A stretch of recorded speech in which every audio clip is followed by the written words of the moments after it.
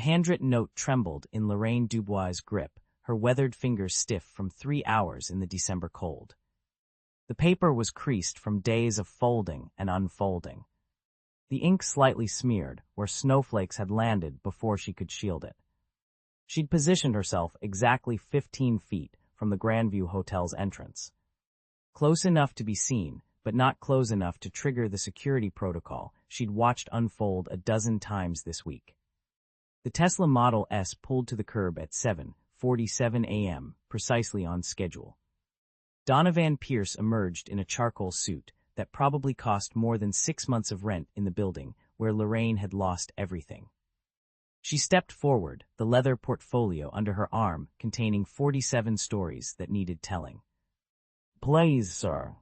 "This is about the housing program." Her voice carried across the frozen sidewalk, clear and steady despite the cold.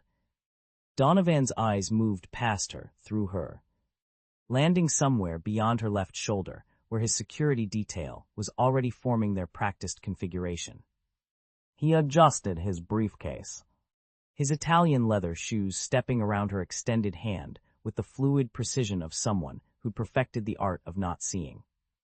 The two security officers materialized like choreographed dancers, their bodies creating a wall of navy polyester between Lorraine and their employer. The younger one, Marcus, at least had the decency to look uncomfortable. The other, Vincent, wore the blank expression of someone who'd stopped asking questions years ago. "Ma'am, we've discussed this," Vincent said, his tone flat. "You need to move along." Lorraine watched Donovan's back disappear through the rotating brass doors. She'd prepared herself for this, had practiced staying calm, but the casual efficiency of the dismissal still burned. She'd seen him stop for the food critic last Tuesday, had watched him spend 20 minutes with the architecture photographer on Thursday. But for her, not even eye contact. Inside the marble lobby, Donovan was already reviewing emails on his phone when Vivienne Cross intercepted him.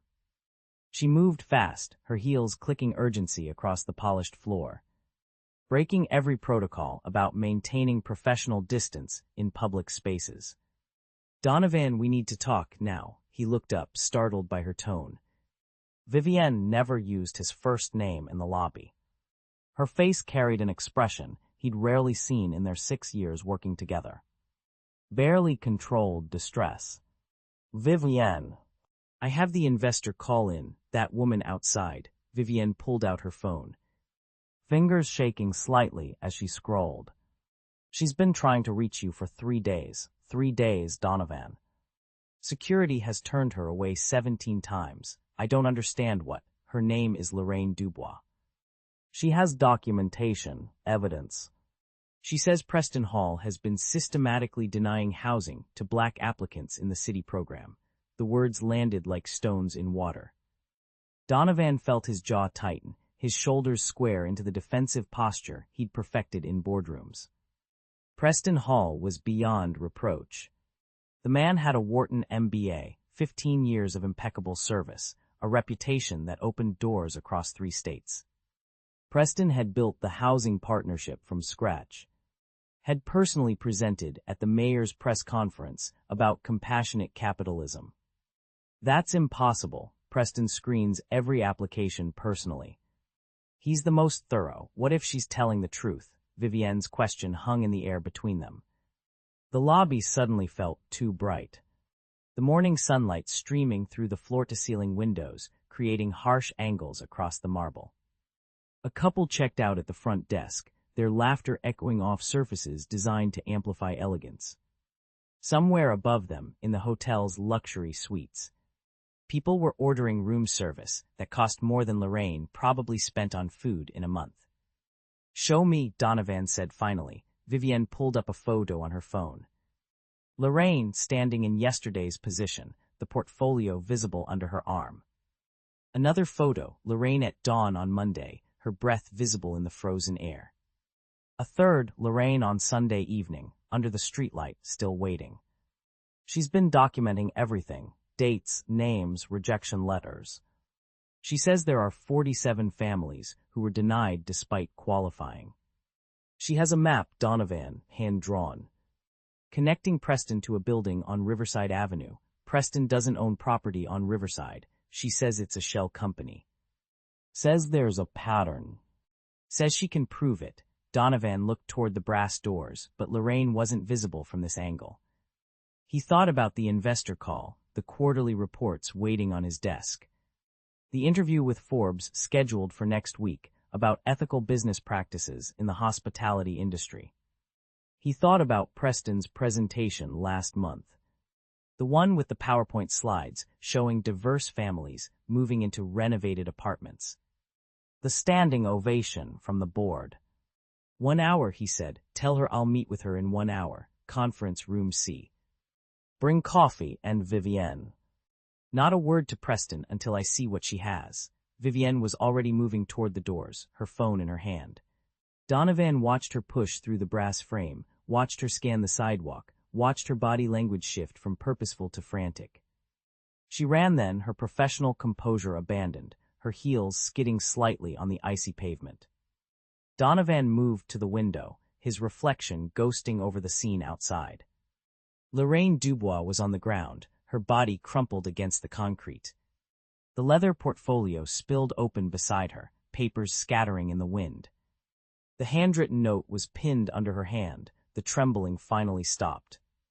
The hospital room smelled of disinfectant and recycled air. Lorraine Dubois sat propped against thin pillows. An IV line trailing from her left arm. Her right hand clutching the leather portfolio against her chest like a shield. The hypothermia had passed, but her fingers still trembled slightly as she watched Donovan Pierce enter. Flanked by Vivienne Cross. He looked different here, Donovan thought. Smaller somehow, without the Tesla and the security detail and the marble lobby amplifying his presence. He pulled a plastic chair closer to the bed, the legs scraping against linoleum. And for the first time since that morning, he actually looked at Lorraine Dubois. Not past her, not through her, at her. Her eyes were sharp despite the exhaustion, intelligent and watchful. The graying locks were still pulled back carefully, even now. The threadbare sweater had been replaced with a hospital gown. But folded neatly on the visitor's chair were her clothes. Cleaned and dried by some nurse, with more compassion than protocol required. Ms. Dubois, he began, then stopped. The script he'd prepared in the elevator, the professional apology he'd rehearsed, felt obscene in the face of her steady gaze. You can call me Lorraine, she said. Her voice was stronger than he expected. And you can start by looking at what I've been trying to show you for 3 days. She opened the portfolio slowly. Each movement deliberate, despite the tremor in her hands. The contents spilled across the hospital tray table. Application forms, photographs, inspection reports. All organized with the precision of someone who understood that documentation was the only currency the powerless possessed. Donovan reached for the first document, a housing application dated 18 months prior. Applicant name, Marcus and Shanice Thompson, income verification attached. Employment history clean, references provided, and there in the margin, handwriting he recognized immediately. Preston's distinctive slanted script, 2 words, high risk, that's code, Lorraine said quietly. Look at the next one, another application, different family, same handwriting. This time unsuitable temperament, and another, concerns Ray. Lifestyle compatibility. Donovan's hands moved faster now, shuffling through a dozen applications, 2 dozen. Every rejected applicant had a notation in Preston's hand. Every notation was vague enough to seem like professional judgment. And every applicant was black. I was a social worker for 16 years, Lorraine said. I know how systems hide their cruelty. They don't write, we don't want black families. They write concerns and risk assessment and compatibility. They make it sound like care. She pulled out a photograph. Handed it to him. A building 4 stories, red brick darkened by water damage. The windows on the 2nd floor were clouded with condensation. Even in the photograph, Donovan could see the black bloom of mold spreading across the interior walls, visible through cracked glass. That's 1847 Riverside Avenue, Lorraine said. That's where Preston sent them. Told them it was temporary housing while their applications were reconsidered. Charged them $800 a month for rooms with mold so thick children were coughing up blood. Vivienne placed another document on the table. An inspection report, official letterhead, Preston's signature at the bottom. Adequate temporary housing, it read. Meets basic habitability standards pending permanent placement. The photograph and the report sat side by side. The contrast was obscene. How long have you been documenting this? Donovan asked. 3 years since my own application was denied. Lorraine's voice didn't waver. I had medical bankruptcy after my daughter died, breast cancer. I was her caregiver. Lost my job, lost my apartment, but I qualified for the Housing First program. I had the income verification, the references, everything. She handed him another document. Her own application. Her own photograph paper-clipped to the corner, taken in better times. Professional clothes and a social worker's confident smile. And there Preston's notation, missed deadline. Look at the date on the rejection letter, Lorraine said. Donovan looked, December 3rd, 3 years prior. Now look at the postmark on the envelope I kept. He turned it over.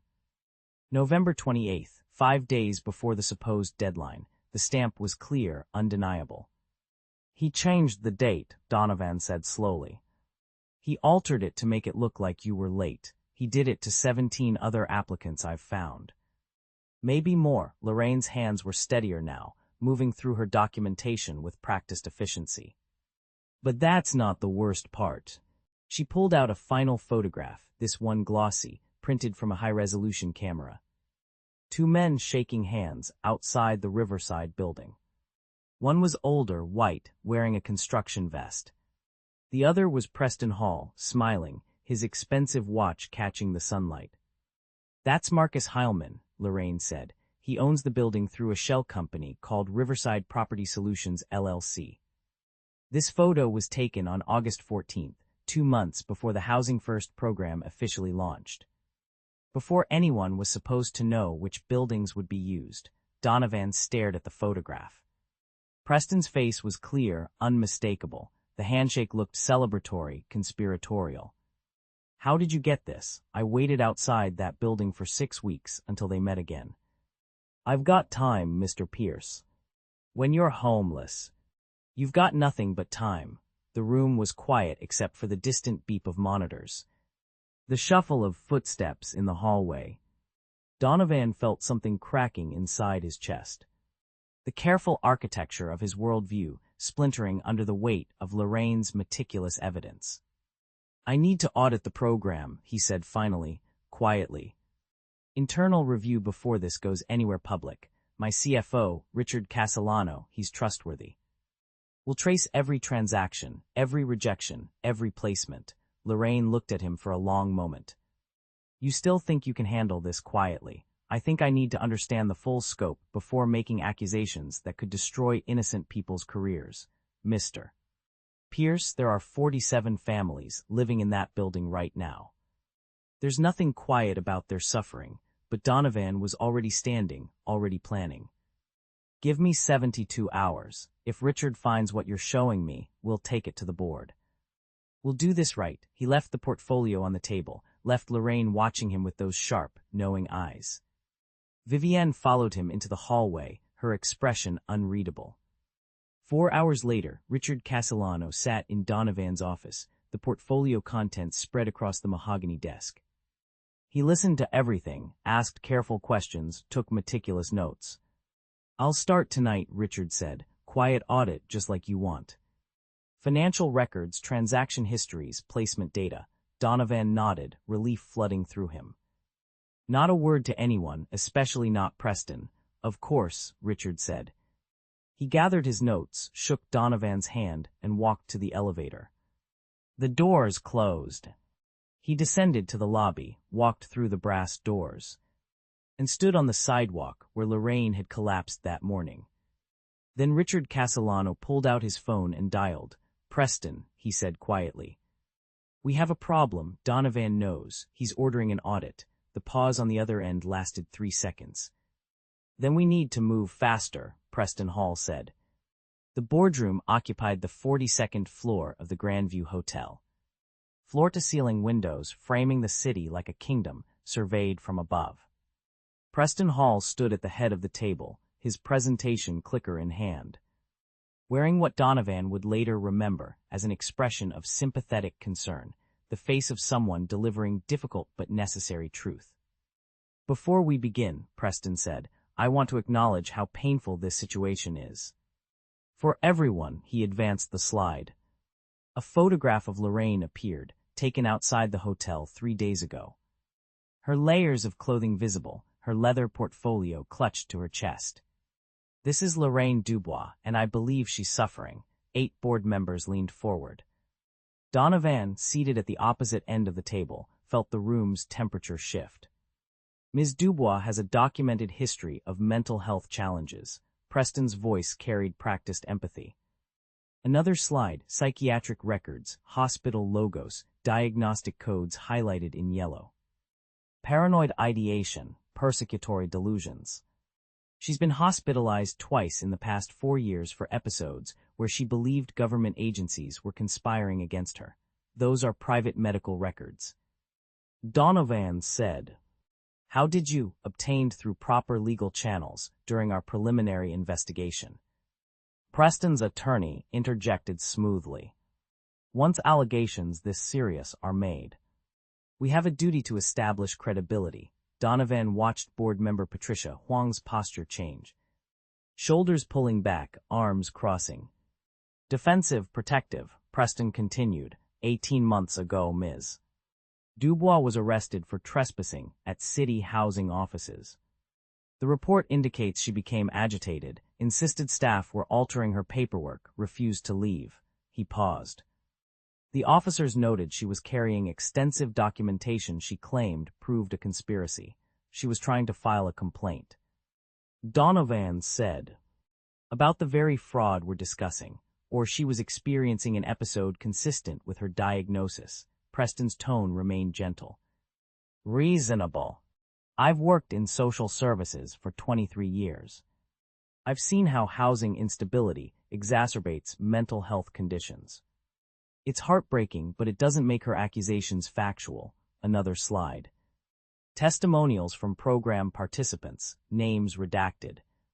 Statements praising the housing initiative's fairness and Preston's compassion. Board member James Rothstein nodded slowly.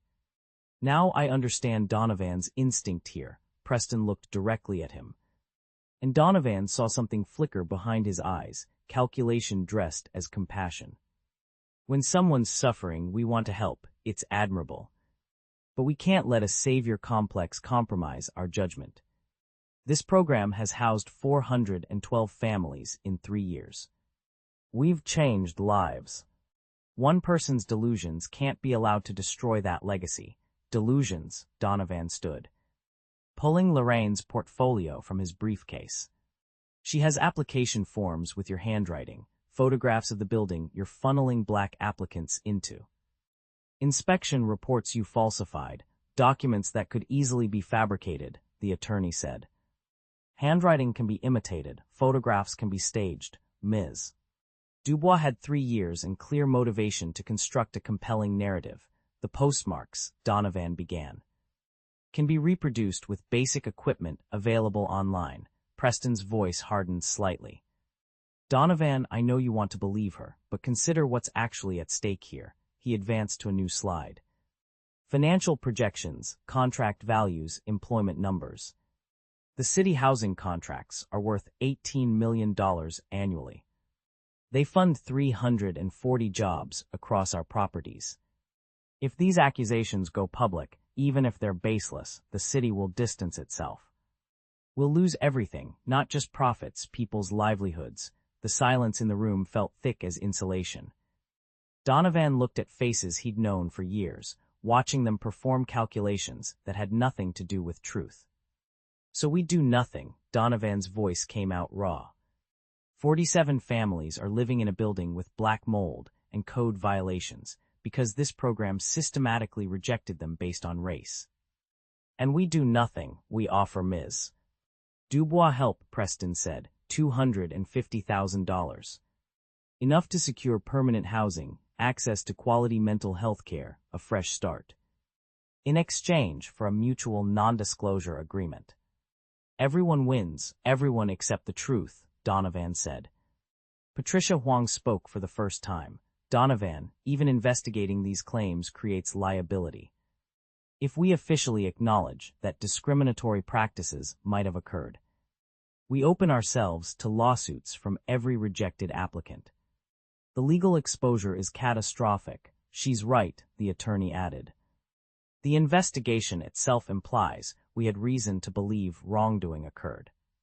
That's admissible in civil litigation. We'd be handing plaintiffs their case. Donovan looked around the table.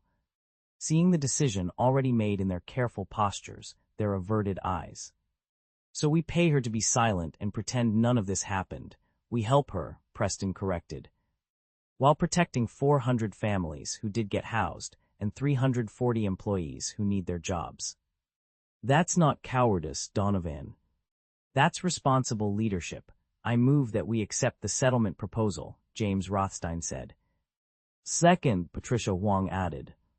And I move that Donovan be placed on temporary administrative leave, Preston said. His voice dropping to something almost apologetic.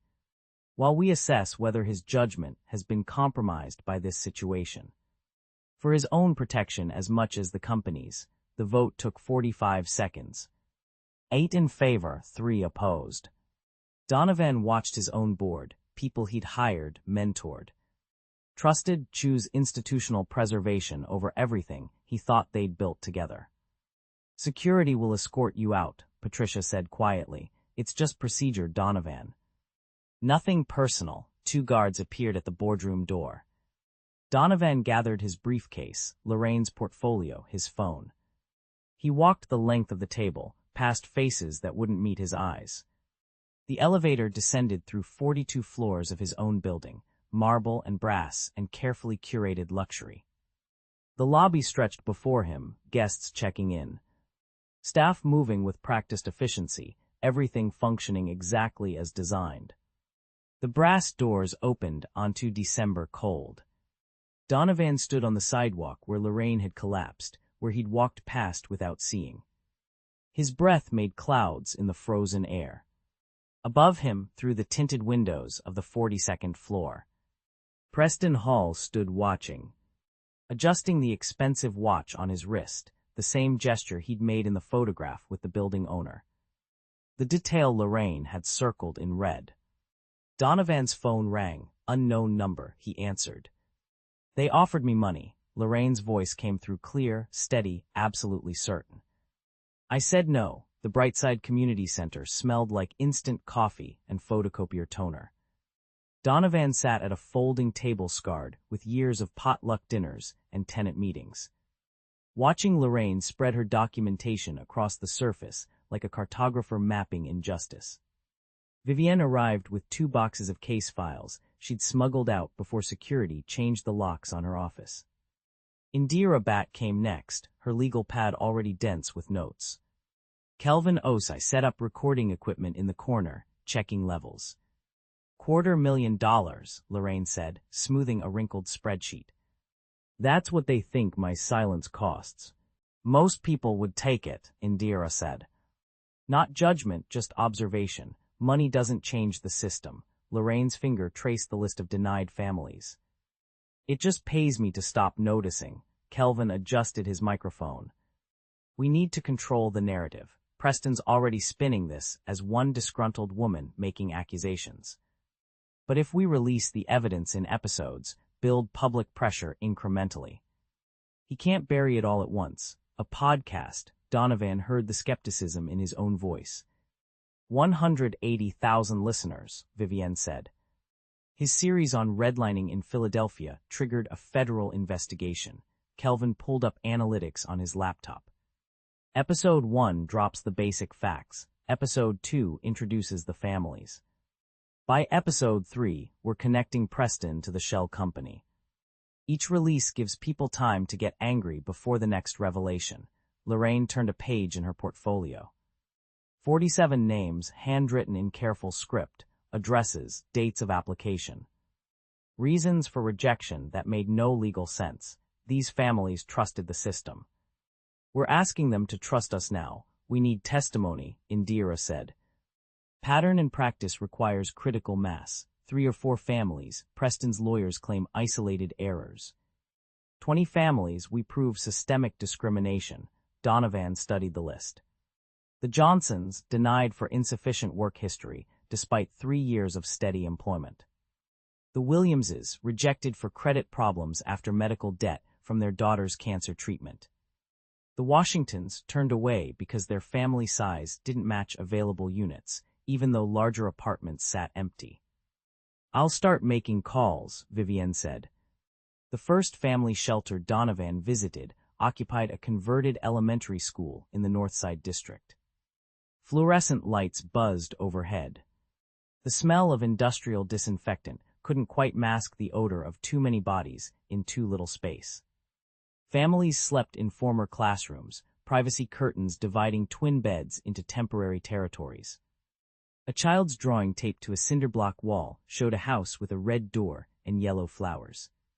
Tandy Morrison sat across from him in the intake office, arms crossed. Her 7-year-old daughter colored at a table in the corner, headphones blocking out the conversation. We qualified for the housing program, Tandy said. Perfect application. Clean background checks, then Preston Hall himself called to say the apartment went to another family. He was very polite about it. Donovan explained about the podcast, the investigation, the chance to expose what happened. Tandy laughed, sharp and bitter. You want us to trust you. You walked past Lorraine on the street. What's different now? He had no good answer. The silence stretched between them like an indictment. I can't promise anything, he finally said. That's the first honest thing you've said, Tandy stood. I'll think about it. 3 families said yes that first week. 11 said no. Fear lived in their voices, exhaustion in their eyes. Why relive the rejection? Why risk retaliation? Why believe anything would change? Donovan sat in his parked Tesla outside the 7th shelter, hands shaking. He'd spent 20 years building hotels, curating experiences, managing comfort. He'd never spent a single night not knowing where he'd sleep. Vivienne called with updates. 2 more families agreed. One hung up when she mentioned Pierce hotels. Another cried and said they'd already accepted jobs in another city, couldn't afford to stay and fight. Indira worked her legal aid network, tracking families who'd moved, changed numbers, disappeared into the city's margins. Each conversation required delicate negotiation between hope and trauma. Kelvin recorded preliminary interviews, his questions gentle but precise. Tell me about the day you applied. What did they promise you? When did you realize something was wrong? The count reached 23. Donovan met Lorraine at the community center on a Wednesday evening, the winter dark pressing against the windows. Not enough, Indira said. 23 is strong, but Preston's lawyers will argue statistical noise. We need overwhelming evidence. Lorraine stared at the list, at the names she'd carried for years. I failed them. You documented everything, Vivienne said. You're the reason we have a case at all. The door opened. Cold air rushed in, and with it a teenage boy in a too-large coat, glasses held together with electrical tape. He stood in the doorway, backpack hanging off one shoulder, looking at Lorraine with an expression Donovan couldn't name. Grandma, Lorraine's hands went to her mouth. She crossed the room in 4 steps, pulled him close. Rashad Dubois, 14 years old. 18 months in foster care, because the system that claimed to help families had instead torn them apart. How did you find me? Lorraine whispered into his hair. Ms. Cross called my caseworker. Rashad pulled back, looked at the evidence spread across the tables. I want to help babies. You don't have to. I want to tell them what it's like when they take your grandmother away. His voice cracked but held steady. I want them to know what their system does. Kelvin's phone buzzed. He glanced at the screen, then at Donovan.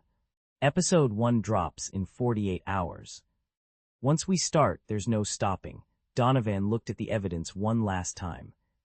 Lorraine's careful documentation, the testimony of 23 families. Rashad's quiet determination, everything that would end his career permanently, irreversibly. He hit approve. The podcast opened with silence, 3 seconds that felt like 30. Then Lorraine's voice, recorded outside the Grandview Hotel that December morning. "Please, sir, this is about the housing program." A pause. The sound of expensive shoes on concrete, footsteps walking away. Kelvin's voice cut in, quiet and precise. That's the sound of dismissal. The sound of a woman with evidence being treated as invisible. "I'm Kelvin Osai, and this is The Invisible Tenants." Within 6 hours, the episode hit number 12 on Apple Podcasts. By midnight, number 4. 48 hours after release, it reached number 2. Wedged between true crime blockbusters, with production budgets that dwarfed Kelvin's entire operation. Twitter erupted, local news scrambled for angles, the Grandview Hotel's lobby filled with reporters. Donovan watched it unfold from Vivienne's apartment, his penthouse now feeling like a glass cage. His phone wouldn't stop, board members demanding he issue a statement. Lawyers crafting denials, Preston calling 17 times, each voicemail more frantic than the last. Episode 2 dropped 3 days later. Kelvin's voice guided listeners through forensic financial analysis. Each revelation accompanied by the rustle of documents, the click of spreadsheets. Money flowing from the city's Housing First initiative to an LLC registered in Delaware. That LLC owned by a shell company, that shell company traced back to an address. Preston Hall's vacation home in the Berkshires. Receipts appeared on the podcast website. Bank statements, property records, everything documented, everything verifiable. The hotel board released a statement calling it a disgruntled employee's vendetta against a respected administrator. The statement lasted 4 hours before episode 3. Tandy's voice, recorded in the backseat of her Honda Accord, where her family of 4 had lived for 16 months. "My daughter turned 7 last week. She asked why we can't have a home like other kids. What do I tell her? That we qualified for housing, that we filled out every form correctly. That a man in a nice suit looked at our application and decided we didn't deserve dignity." Her voice broke. "I tell her we're on an adventure. I tell her the car is cozy. I lie to my daughter every single night because the truth would destroy her." The FBI opened an investigation on a Thursday morning. The announcement came through official channels, bureaucratic and brief, but it shifted everything. Institutional power beginning to turn its attention toward the evidence Lorraine had carried in her weather-beaten portfolio. Preston's lawyers sent cease and desist letters to Kelvin, to the podcast platform, to every news outlet that had picked up the story. Kelvin's response came in episode 4. "If this story is false, why are they trying to silence it? If the evidence is fabricated, why not simply disprove it? Defamation requires falsehood. Truth is an absolute defense. We stand by every word." The cease and desist became the story. Journalists who might have moved on now dug deeper, sensing blood in the water. Episode 5 released on a Monday. Titled "Follow the Money Up," Kelvin's research team had traced the financial connections higher. 3 board members of Pierce Hotel's own shares in Preston's shell company. Small percentages, carefully hidden through investment funds and trusts, but there. The corruption wasn't one man's scheme, it was structural, designed, protected. The board's unified front crumbled, 2 members resigned. The remaining board called an emergency meeting and voted to suspend Donovan pending investigation. The irony wasn't lost on anyone. The man who'd exposed the fraud was now being punished for it. Preston appeared on Channel 7 News that evening, sitting in his tastefully appointed living room, a photograph of his family visible over his shoulder. He wore a navy sweater, no tie, the costume of trustworthy vulnerability. "I've dedicated my career to helping vulnerable populations," he said, voice steady and warm. "These allegations are devastating, not because they're true, but because they undermine the real work being done. I understand, Mr. Pierce is going through a difficult transition. But using a vulnerable woman's confusion to settle corporate grievances is beneath contempt. He was good. Composed, sympathetic, just wounded enough to seem authentic. Social media split. Maybe Preston was right. Maybe this was a vendetta. Episode 6 dropped at midnight. No preamble, just audio, verified by 3 independent forensic experts. Preston's voice on a voicemail to the building owner, recorded 18 months earlier.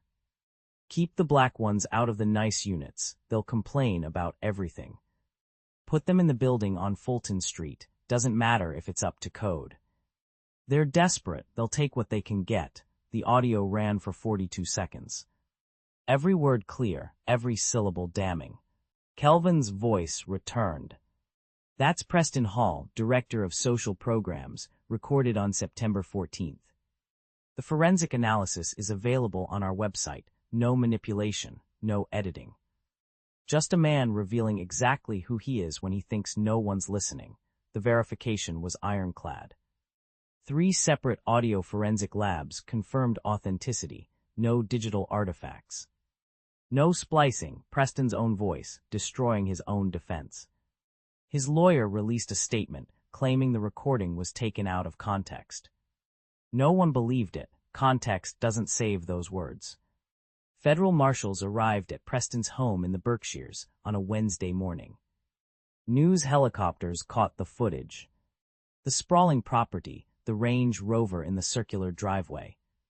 The marshals walking up the stone steps with an arrest warrant.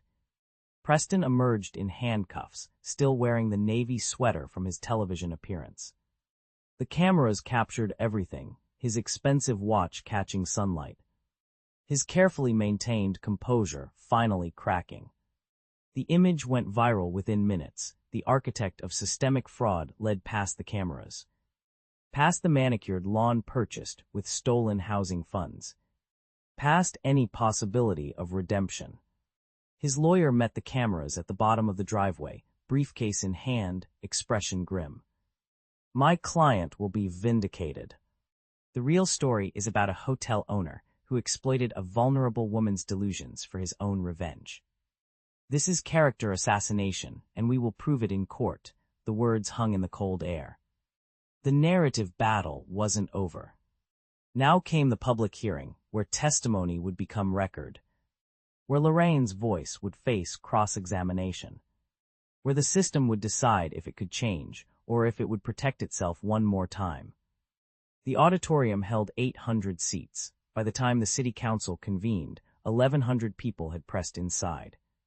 They lined the walls, filled the aisles, sat cross-legged in the spaces between rows. The fire marshal gave up trying to enforce capacity limits. This wasn't a hearing anymore. It was a reckoning. Preston's defense team presented first. 3 attorneys in matching navy suits, carrying leather portfolios that cost more than most families spent on rent. The lead counsel approached the microphone with the confidence of someone who'd never lost. Council members, let's examine the facts objectively. The Housing First initiative processed 2,300 applications over 3 years. It successfully housed 1,800 families. That's a 78% success rate. The program served Black families, white families, Latino families, Asian families. The suggestion that 47 rejections out of 2,000 applications constitutes systematic discrimination is statistically absurd. He clicked through a presentation. Pie charts, bar graphs, numbers sanitized into shapes that looked reasonable, bureaucratic, defensible. My client followed program guidelines established by the city, income verification. Background checks, housing history assessments, these protocols exist for a reason, Mr. Hall didn't create these standards, he implemented them. If some applicants were rejected, it's because they didn't meet objective criteria. Not because of any discriminatory intent, the language was careful. Plausible deniability, wrapped in professional terminology. The council members took notes, the press recorded every word, then Indira stood. She carried a simple manila folder. We'd like to present testimony from the families themselves. Tandy approached the microphone first. She wore a borrowed blazer over a Walmart blouse. Her hands shook slightly as she unfolded a piece of paper. My name is Tandy Okafor. I'm a certified nursing assistant. I work 42 hours a week at Memorial Hospital. My husband drives for a delivery service. Together, we make $53,000 a year. We have 2 children, ages 7 and 9. We qualified for the housing program. Our application was submitted on March 14th. On April 2nd, we received a rejection letter stating our application was incomplete. When we called to ask what was missing, nobody returned our messages. We've been living in our car for 16 months. My daughter does her homework in a McDonald's parking lot every night because they have Wi-Fi. My son hasn't had a birthday party since he was 7 because we have nowhere to invite anyone. She folded the paper. Her voice remained steady, but tears tracked down her cheeks. I just want my children to have a home. The second testimony came from Marcus Chen, a father of 3 whose housing instability had triggered a child services investigation. He lost custody of his daughters for 6 months while he searched for stable housing.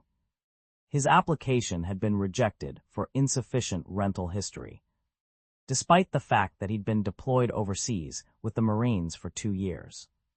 The third testimony came from Gerald Washington, 71, a Vietnam veteran with 3 Purple Hearts and a housing priority designation that should have guaranteed placement. His application had been marked incomplete 3 separate times. Each time he resubmitted, the requirements changed.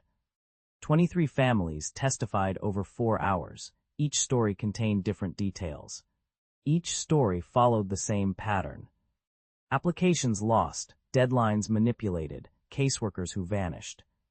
Documentation that somehow never arrived despite certified mail receipts. The repetition built something heavier than individual tragedy. It built proof. Then Lorraine approached the microphone.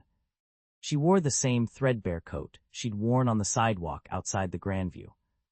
But someone had given her a scarf, deep purple, wrapped carefully around her shoulders. Her leather portfolio rested on the podium. She didn't use notes. My name is Lorraine Dubois. I'm 52 years old. I've been experiencing homelessness for 3 years. Before that, I worked as a social services case manager for 11 years. I wrote reports like the ones Mr. Hall's team submitted to this council. I know how the language works, how you can make discrimination look like protocol, how you can hide patterns in individual decisions. She opened her portfolio and removed 2 documents. A projection screen behind her displayed them side by side. This is my housing application rejection letter, dated June 7th. This is the city's processing log, showing my application was actually reviewed on May 23rd. Someone changed the date. Someone added 15 days to make it look like I'd missed the deadline. I didn't miss anything. I was denied, and then the paperwork was altered to justify the denial. The side-by-side comparison was damning. The dates didn't match. The timestamps revealed the manipulation. I used to write these reports, Lorraine continued, her voice gaining strength. I know how they hide the truth. You bury discrimination in bureaucratic language. You make it look procedural. You reject someone for insufficient documentation, then you lose their documents. You reject someone for missed deadlines, then you change when the deadline was. You make it look random, but it's not random, it's systematic. And I spent 3 years documenting every case I could find because I knew someone needed to see the pattern. The council chamber was silent. 1,100 people barely breathing, then Rashad entered from the side door. He was 14, wearing a suit jacket 2 sizes too large, carrying a folder of his own drawings. His grandmother's eyes filled when she saw him. They hadn't been allowed contact in 8 months. He approached the microphone. Indira adjusted it down to his height. My name is Rashad Dubois. I'm in 9th grade. I live with a foster family in Riverside. They're nice, but they're not my grandmother. I got separated from her because she lost our apartment. The housing program was supposed to help families stay together. That's what everyone said, keep families together. But they rejected my grandmother, and then child services took me, and now I don't have a family anymore." His voice cracked. He looked directly at the council members. "If the program was working, why am I here alone?" 3 council members wiped their eyes. The press cameras captured everything. The vote was unanimous. Criminal prosecution recommended, contracts revoked. Independent oversight mandated for every housing program in the city. Preston's lawyer stood immediately, "Will appeal every decision. This is a witch hunt based on cherry-picked evidence and emotional manipulation." Then council member Patricia Rodriguez raised her hand. She looked exhausted. "Before we adjourn, I need to share something. This afternoon, we received documentation from housing advocates in Philadelphia, Atlanta, and Denver. Mr. Hall held similar positions in all 3 cities before coming here. The patterns are identical. The federal investigation expanded 3 days after the city council vote. Agents arrived from the Department of Justice with subpoenas spanning 4 states.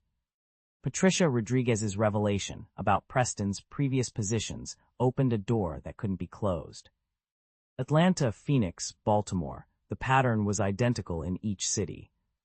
Applications disappeared, inspection reports falsified. Black families rejected at rates 4 times higher than white families with identical qualifications. The financial fraud totaled over $50 million across a decade. Preston's lawyer, Marcus Weinstein, negotiated for 6 weeks. He proposed a plea deal. Preston would plead guilty to 3 counts of fraud, serve 18 months minimum security, pay restitution. The prosecution would drop the civil rights charges, no public trial, no media circus. Judge Margaret Hwan rejected it in chambers. "This case requires public accountability," she said. Mr. Hall used his position of trust to systematically discriminate against black families while enriching himself. The affected families deserve to see justice done openly, not negotiated behind closed doors. The trial lasted 3 weeks. Lorraine testified on day 7. She wore a navy dress Vivienne had helped her choose. Her leather portfolio sat on the witness stand beside her. For 2 hours she walked the jury through her documentation, dates, names, application numbers, the hand-drawn map connecting Preston's shell company to the condemned building on Riverside. She explained how she'd recognized the pattern because she'd worked within these systems for 18 years before her medical bankruptcy. "I knew what legitimate rejection looked like," she said. "And I knew what discrimination looked like when it was dressed up in policy language." Preston's lawyer tried to discredit her. "Ms. Dubois, isn't it true you were experiencing homelessness during the period you claim to have been documenting this alleged conspiracy?" "Yes, and you expect this jury to believe you maintained organized records while living on the street." Lorraine opened her portfolio. Inside were 43 notebooks. Their pages protected by plastic sleeves she'd salvaged from dumpsters behind office supply stores. Each entry dated and cross-referenced. "I expect this jury to look at the evidence," she said. The jury deliberated for 4 hours, guilty on 18 counts, fraud, conspiracy. Civil rights violations, the courtroom erupted, families wept. Reporters rushed for the exits. Lorraine sat perfectly still, her hands folded in her lap. Until Rashid reached her from the gallery and wrapped his arms around her grandmother for the first time in 9 months. Judge Hwan delivered the sentence 2 weeks later, 12 years federal prison. No possibility of early release. Preston, who'd maintained his confident posture throughout the trial, finally broke. He turned to look at the gallery as the marshals approached. His eyes found Lorraine. She held his gaze until they led him away. The institutional collapse followed swiftly.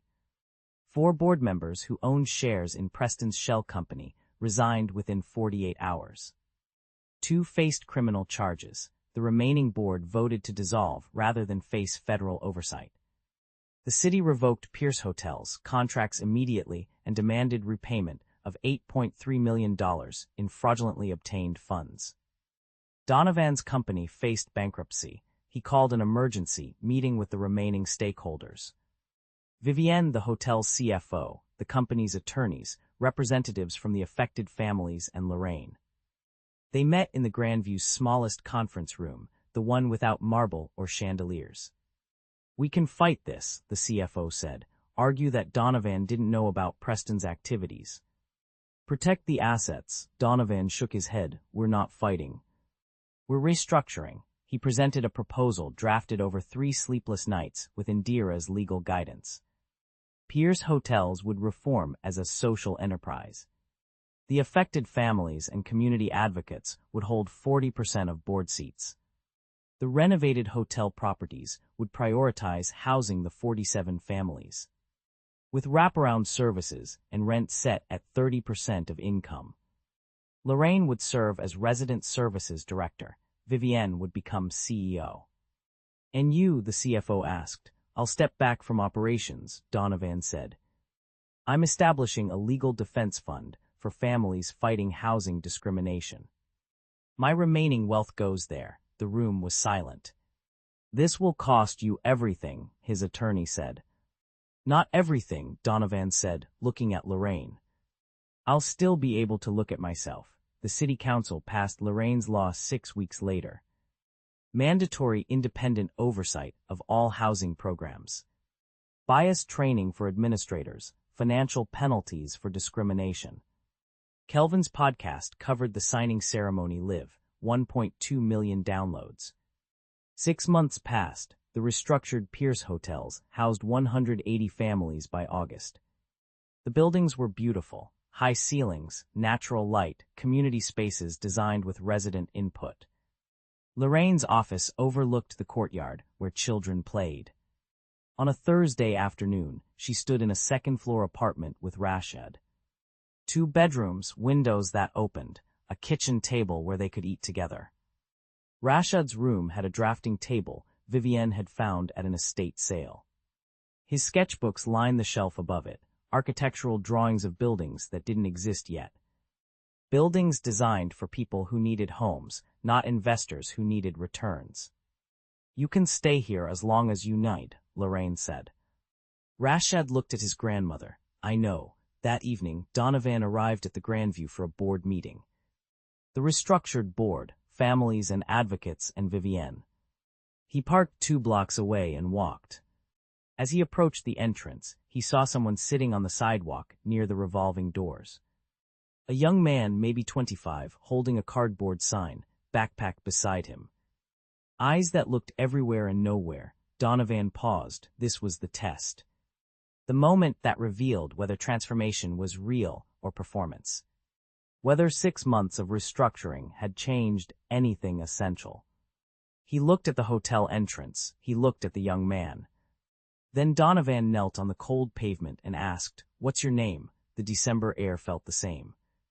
Cold enough to sting, not cold enough to justify moving on quickly. Donovan Pierce stood 15 feet from the revolving doors of the Grandview Hotel, looking at a young man sitting on the sidewalk with his back against the limestone facade. Cardboard sign, backpack, eyes that tracked every pedestrian hoping one might stop. For a moment the old instinct surfaced like muscle memory. Keep walking. Security will handle it. You have a board meeting in 7 minutes. Your phone is already vibrating with messages from Vivienne. But Donovan didn't move toward the doors. He moved toward the young man. He knelt on the cold pavement, feeling the winter seep through his wool trousers, and made himself small enough to meet the young man's eyes at the same level. "What's your name?" The young man blinked, startled. "Matteo, I'm Donovan." "What do you need, Matteo?" Matteo's hands tightened on the straps of his backpack. "I aged out of foster care 3 months ago, applied for the city's youth housing program. They said I qualified. That was in September. I keep calling. They keep saying it's being processed. I heard Pierce Hotels houses program participants. So I came here to ask if anyone knew why my application hasn't moved." Donovan felt something click into place. The language was familiar now, being processed. In review, we'll get back to you. The same bureaucratic delay tactics Preston had used on 47 families while pocketing their futures. "What's your case number?" Matteo pulled a crumpled paper from his pocket. His hands shook slightly as he unfolded it. Donovan took out his phone and typed the number into his notes. Then he did something he'd never done before. He sat down on the sidewalk next to Mateo. Not kneeling anymore, sitting. His expensive suit jacket against the same cold stone that had been pressing into Mateo's spine for hours. "I'm going to call them right now," Donovan said. "And you're going to listen to what they say." He dialed the youth housing administrator's direct line. It rang 4 times before a woman answered. "This is Donovan Pierce. I'm sitting with Mateo Reyes, case number YH2847. He applied in September. He was told he qualified.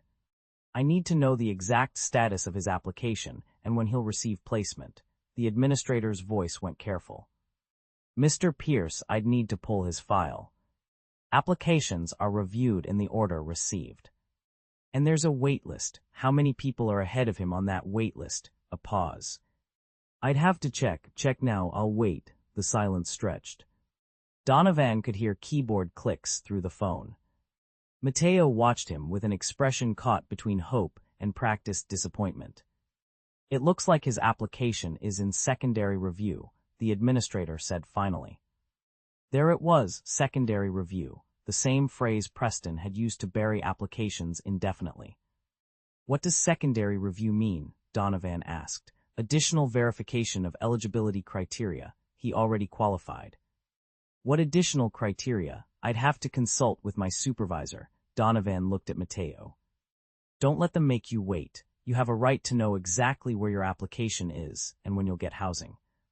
Here," he handed Mateo the phone. "Ask her yourself, make her give you specifics, dates, names, timelines." Mateo took the phone with both hands like it was something fragile. "Hello, yes, this is Mateo Reyes. I need to know what secondary review means for my case and who I can speak to about the timeline."